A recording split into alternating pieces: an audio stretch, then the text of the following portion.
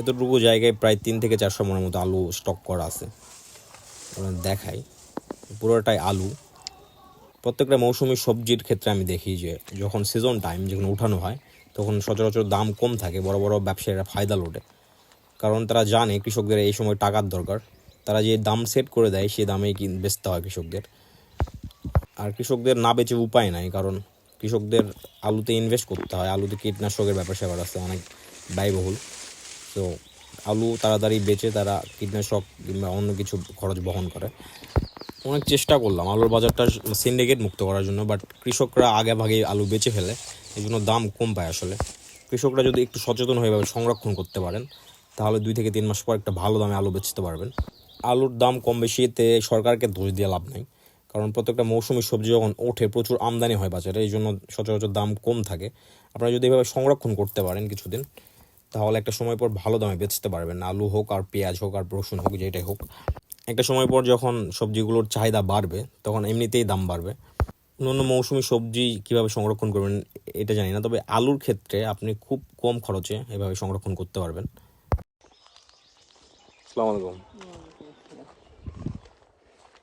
ভালো করে সেভ করেছেন তো, ভালো প্রোডাক্ট। কতদিন রাখতে পারবেন? এখন 2 মাস বা 1.5 মাস।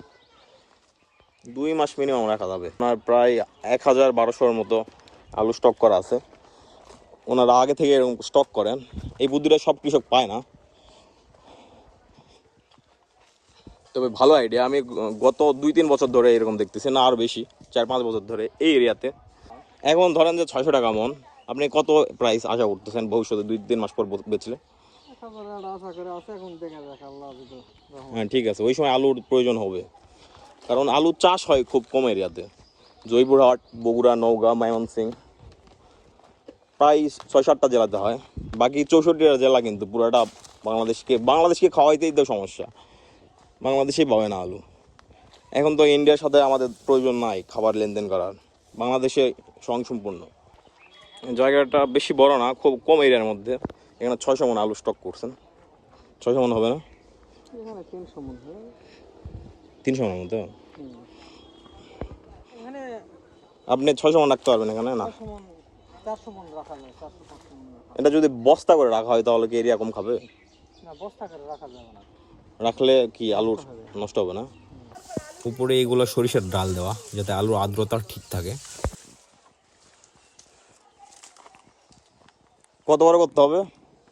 1 হাত? মাটির সংস্পর্শে আসলে সমস্যা, ঠিক বলছেন। অনেক চেষ্টা করলাম আলুর বাজার আসলে সিন্ডিকেট মুক্ত করার জন্য, বাট কৃষকরা আলু তোলার সময় একটা ওয়ান কাইন্ড অফ মেন্টালি ট্র্যাপের মধ্যে পড়ে যায়।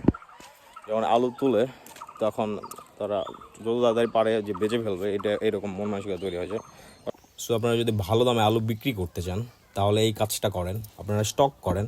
সরকারকে দোষ দিয়ে লাভ নেই, বড় বড় ব্যবসায়ীরা এই সময় ফায়দা লুটবেই, কারণ তারা জানে আপনার টাকার দরকার। তারা এখান থেকে কিনে গিয়ে সেম কাজটাই করে, স্টক করে। সো এই কাজটা আপনারা করেন, তাহলে একটা ভালো দামে আলু বিক্রি করতে পারবেন। চাহিদা বাড়লে ঠিকই আলুর দাম বাড়বে। ওকে, ভিডিও শেষ করছি। বাই, আল্লাহ হাফিজ।